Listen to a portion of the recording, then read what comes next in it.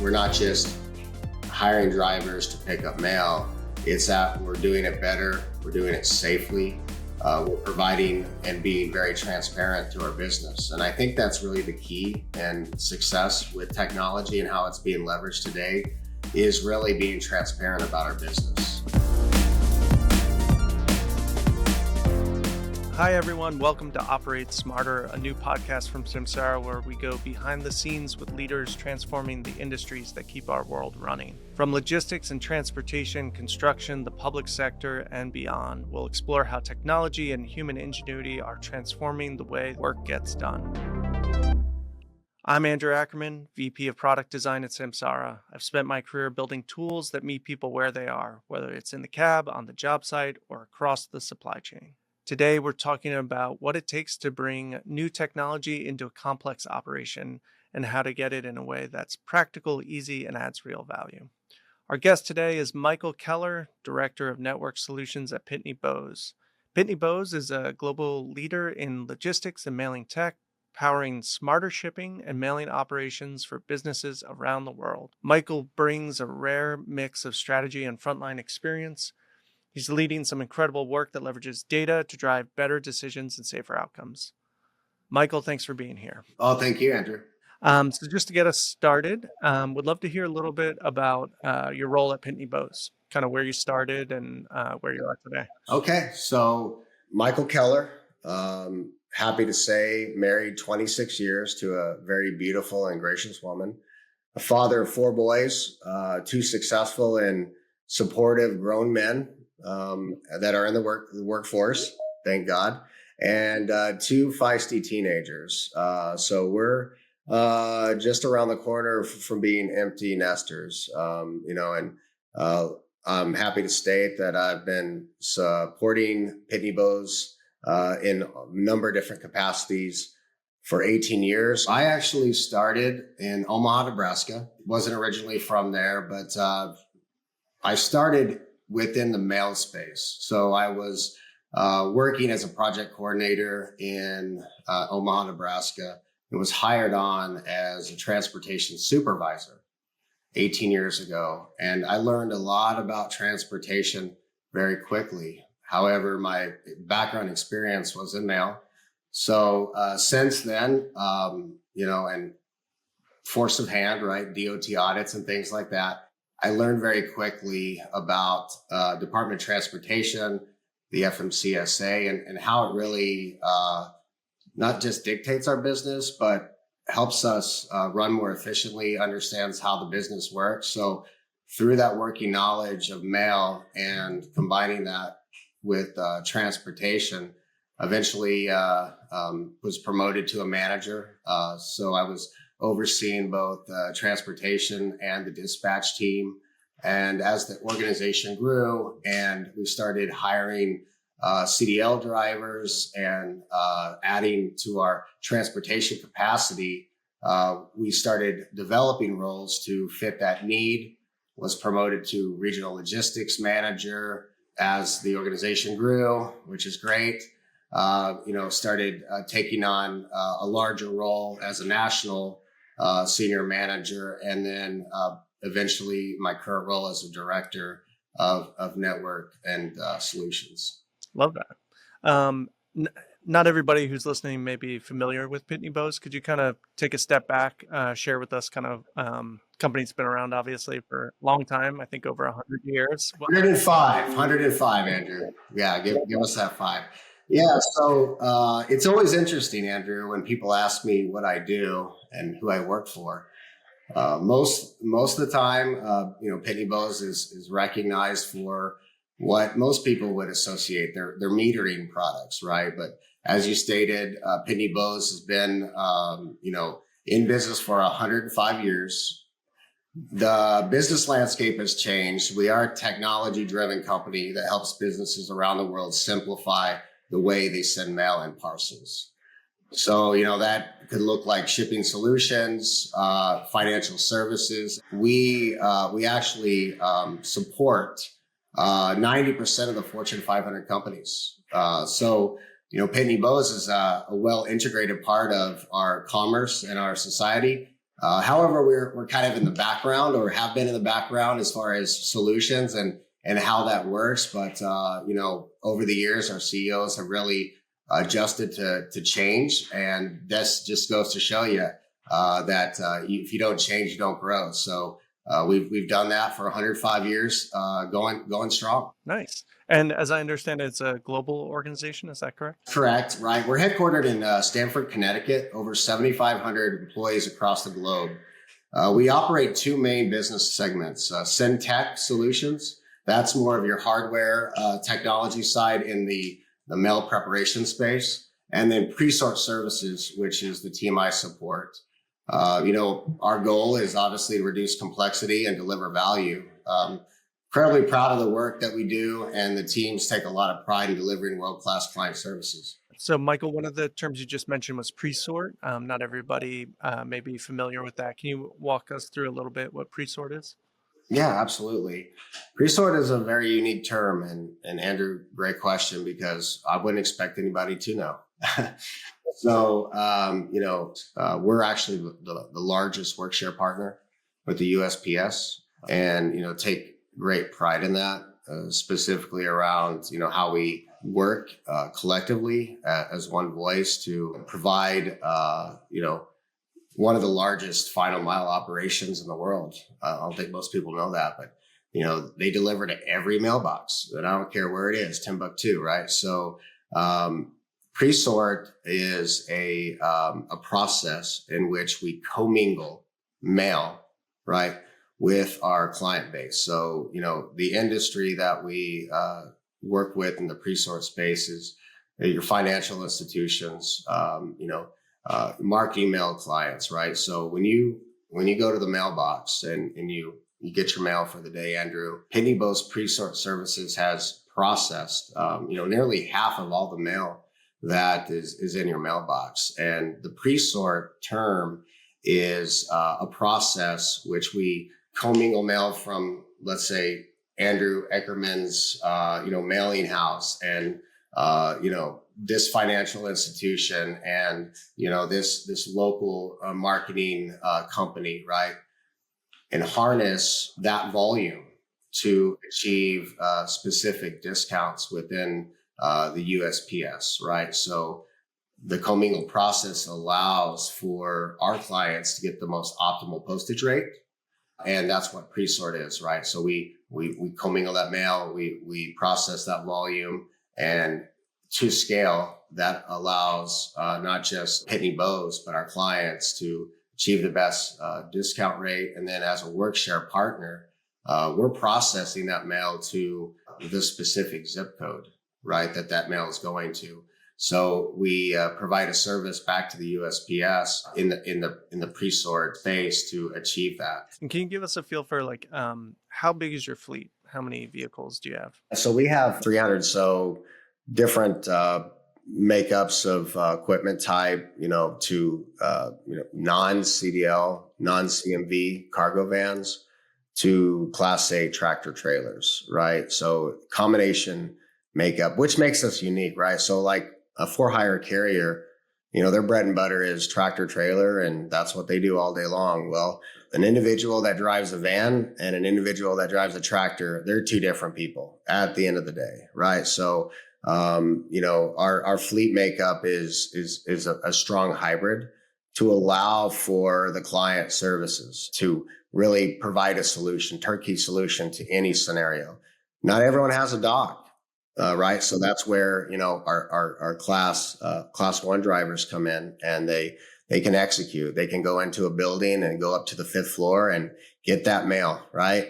And then, we have large clients that have a big production center, and they have a lot of mail volume, and they need to get that mail out to us so we can process it, so it can get into the postal stream, very timely. That's our first class product offering. And we have the capacity to do so because of how transportation has been accommodating to the industry need and our clients' needs. Well, I'd love to shift the conversation a little bit, hear a little bit more about the technologies that you're bringing into operations and just sort of what impact it's having for the businesses that are your customers.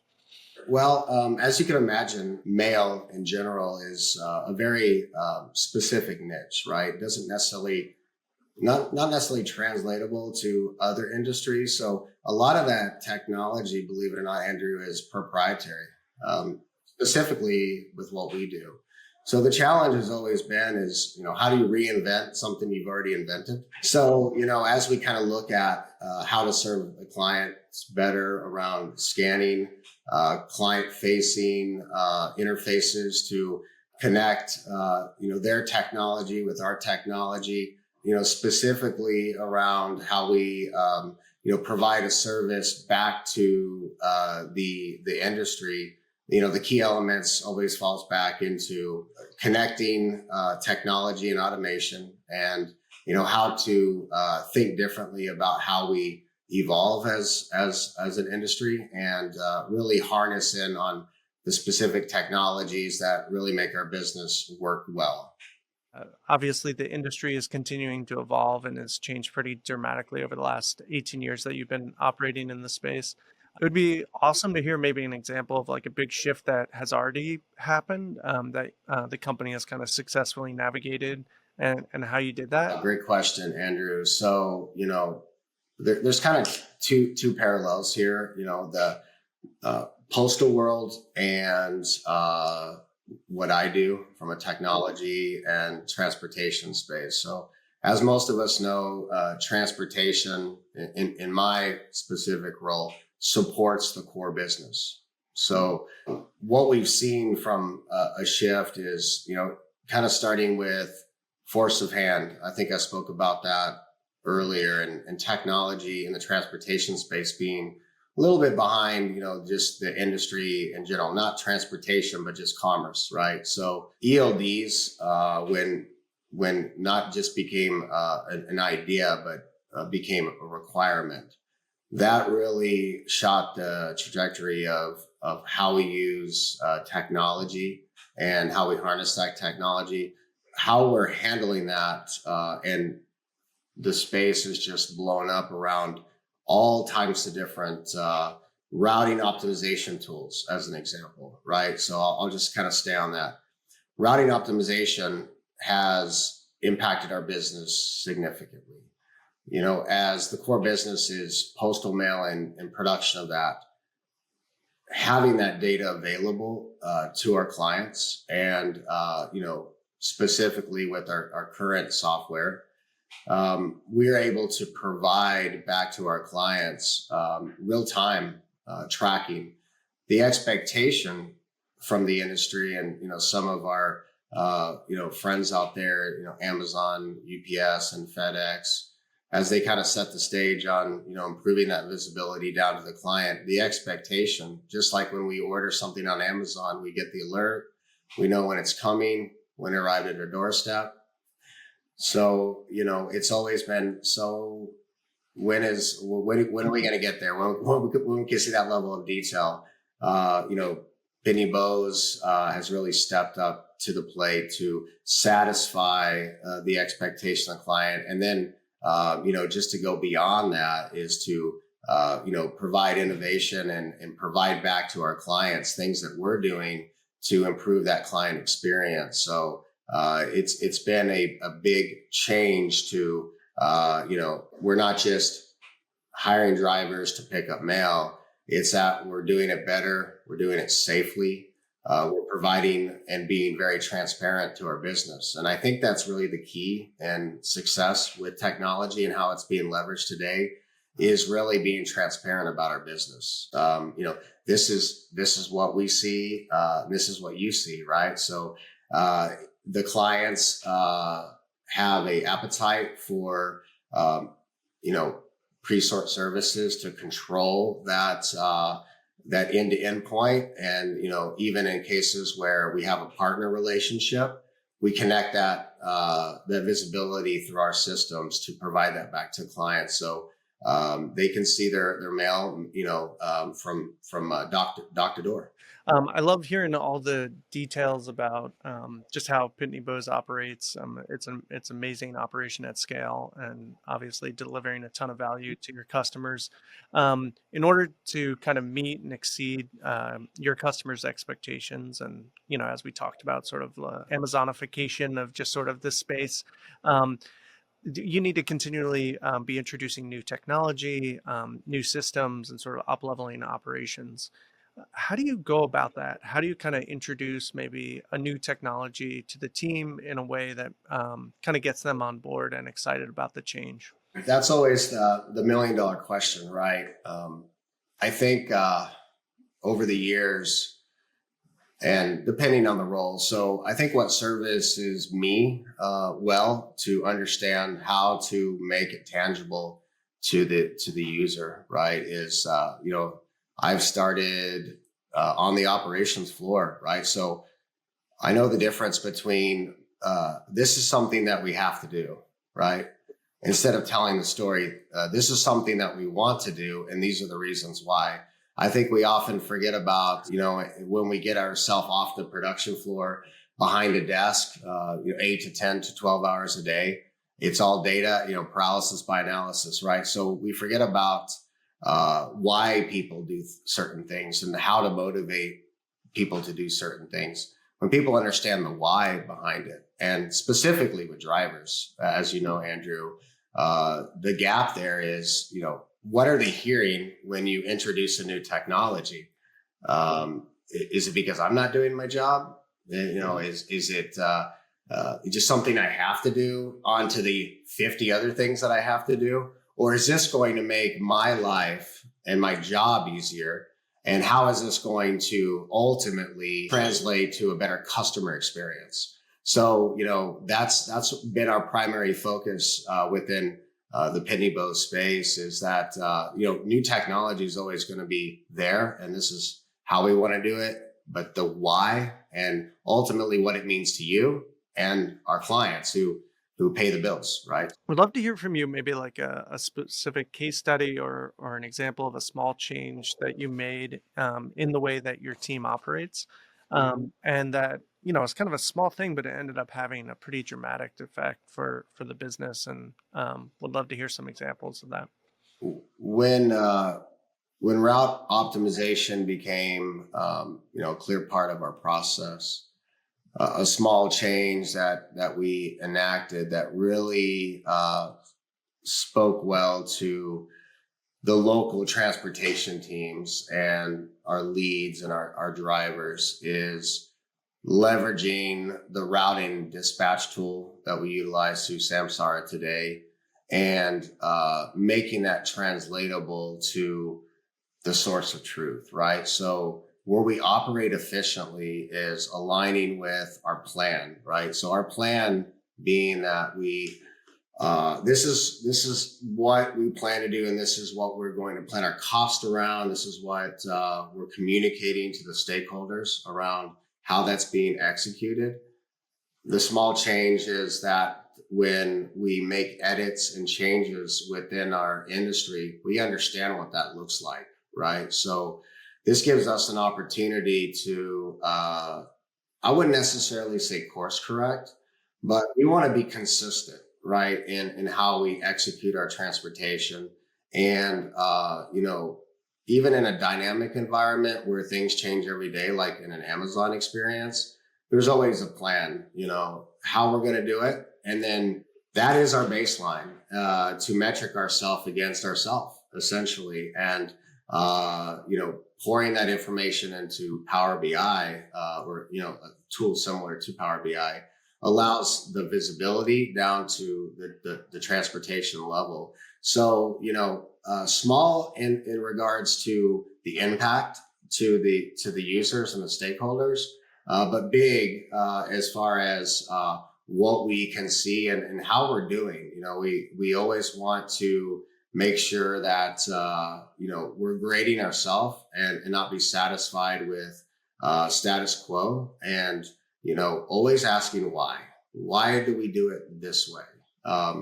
Well, that's always the way that we've done it, or leave well enough alone. Well, sometimes well is not great, and if there's an opportunity to do better, that's what we should strive for. I love that. I love the customer centricity there. It's amazing to hear. I'm gonna kind of push us forward into like a future state. These days, we're hearing a lot about AI and automations. Um, are you all leveraging AI in your world? AI has been a great tool for anyone within the organization. How we're leveraging it, though, we're really still trying to explore because we have different segments of the business, and is there a standard platform, or how does this help us build better work instructions, right? So for myself, I'll speak for myself specifically. It's been a great tool to communicate better. I think what AI allows us to do is create consistency in our talking tracks and learning, right? So, I kind of, I guess we as an organization and myself specifically, I look at it as another head in the room, right? So when we all have meetings, we're always looking for feedback. And unfortunately, not everybody speaks up. AI doesn't work that way, right? So, I think as the tool works is I can ask a specific question and then I'll say, well, have you thought about this? And AI's response would be, you know what? That's a good point. Looking at it from that perspective, right? I love that you brought AI because I think that just globally, the industry, specifically in transportation, is going to move that way because really transportation is problem solving. You were also mentioning automations earlier. Taking care of some of these things that are happening dynamically in the environment and allowing the sort of system to kind of self navigate and self heal. Um, it sounds like you're doing a little bit of that with routing. Are you doing that elsewhere in the organization? Yeah, so that's a great call out. So our journey through automation has been primarily focused on two reasons: the client and our employees, right? So, when I first started here, like any operations centered environment, well, you might get one, but not the other, right? So, Pitney Bowes has spent a lot of time, not just from the research and development perspective and industrial engineers, but learning how do we make things more efficient? How do we eliminate manual processes? And even from an EHS perspective, ergonomically, how do we make life? If you think about that just in general, what does that mean for most of us? Well, we spend 8 to 10 hours a day doing something other than being at home, right? So that's a big chunk of your time. Can we make this, production site quieter, right? Back to I'll tie this all into what you guys are hearing, but we test, how loud, our production machines are running, and the lines that feed the mail out from the production lines to the dispatch center. Is that safe for your hearing? Is sustainability a reality within the workspace? And even things as small as picking up a tray or putting down a tray, employing automation to make life easier for the employee. And essentially, when the employee is happy, the productivity increases. The productivity increases, it translates to a better customer experience. Wow, that's amazing. Just maybe zooming out a little bit, would love to hear just sort of your perspective on, what are some big shifts you're anticipating happening in the operational space in the coming years? Yeah, so I'm gonna touch on a subject that's been brought up, as high up as American Trucking Association to global news, driver shortage, right? So, you know, at the end of the day, what makes this whole thing work is getting what you need to a place that you can buy it, right? That's it, right? And I know that there's been a lot of discussion around farm to market and things like that, but at the end of the day, our world works when transportation works, right?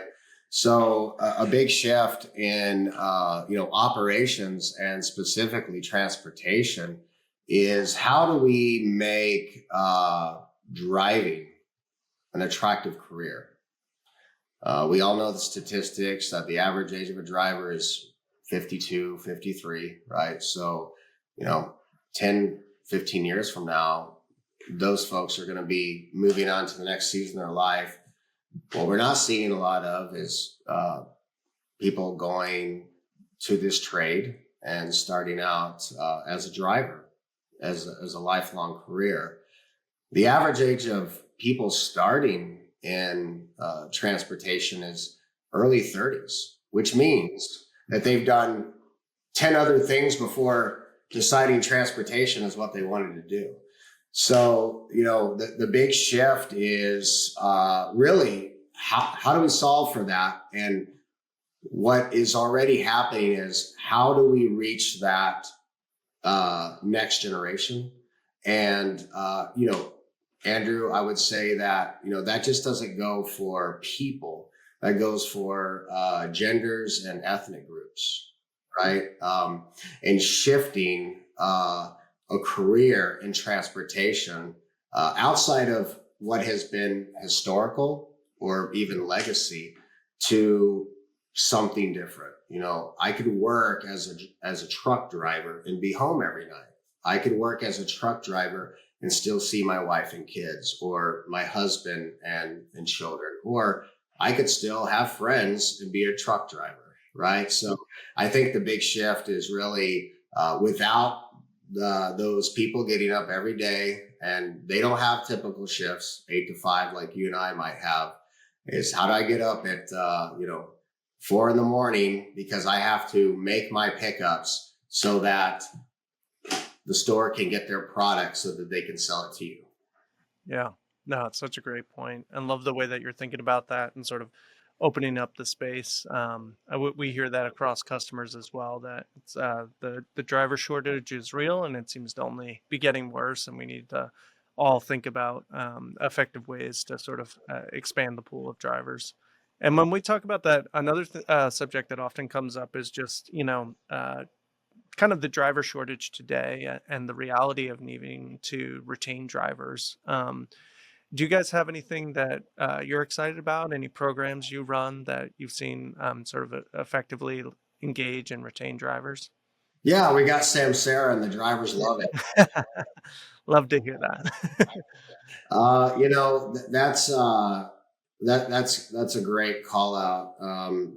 Specifically as I think as we look at change. Well, there's two things. Drivers don't like the word change, right? So change management has been a big focus of ours. Operationally, yes, that's true.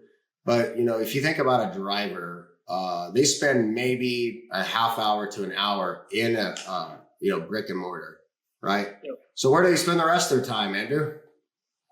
On the road, right? And by themselves most of the time.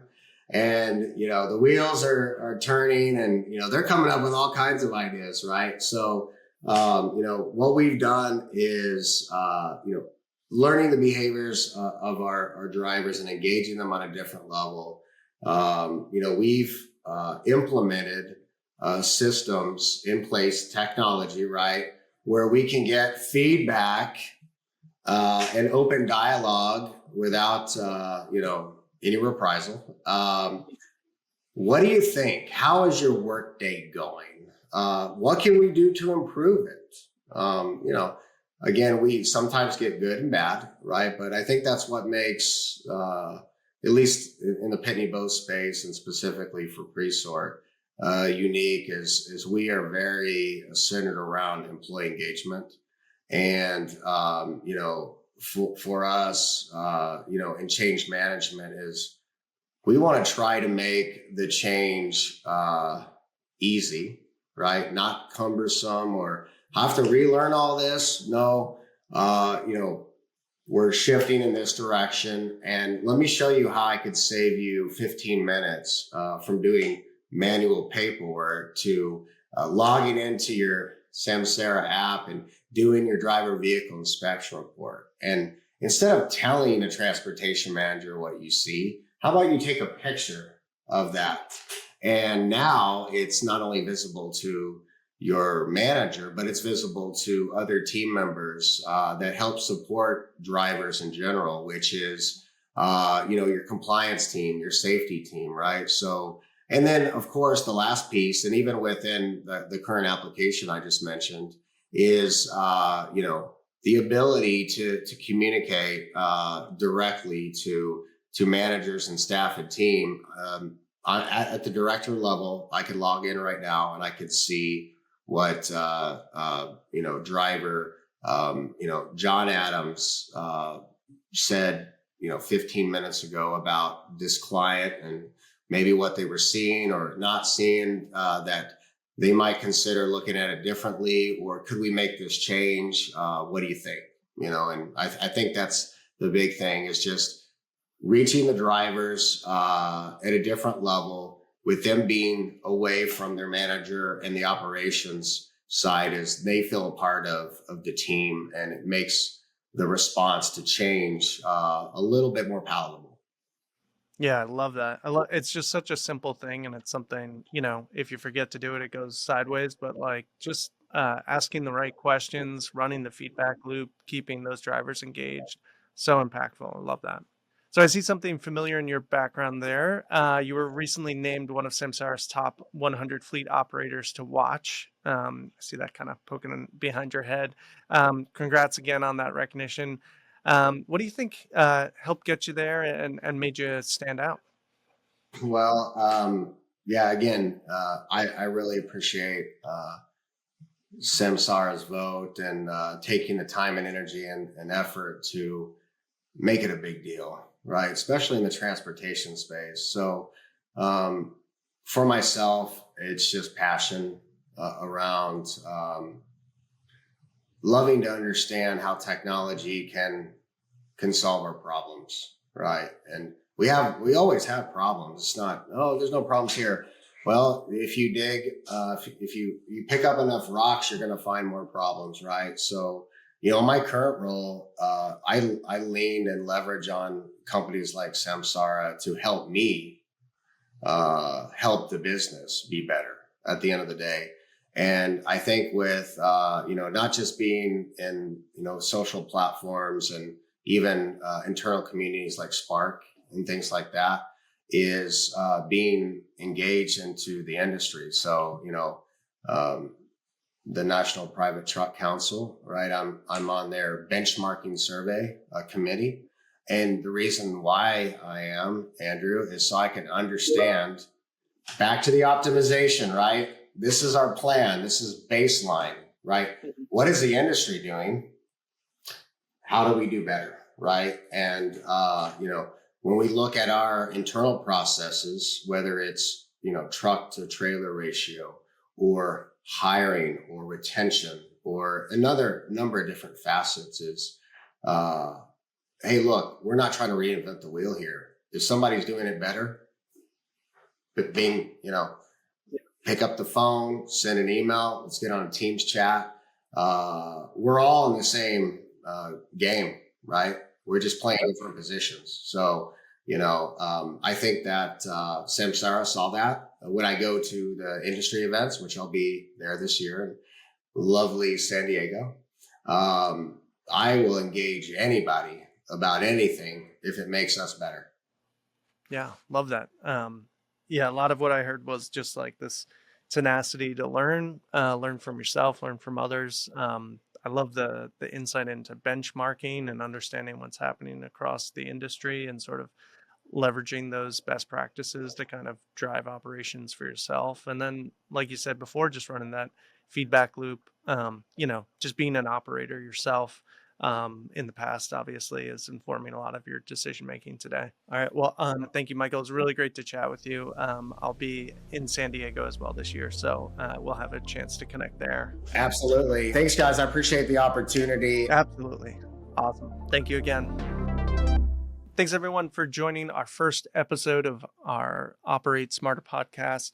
It was great to have Michael on the call today. It's amazing to see an operator and hear firsthand what's working for them. We will be doing more episodes like this in the future, so please subscribe and tune in the future.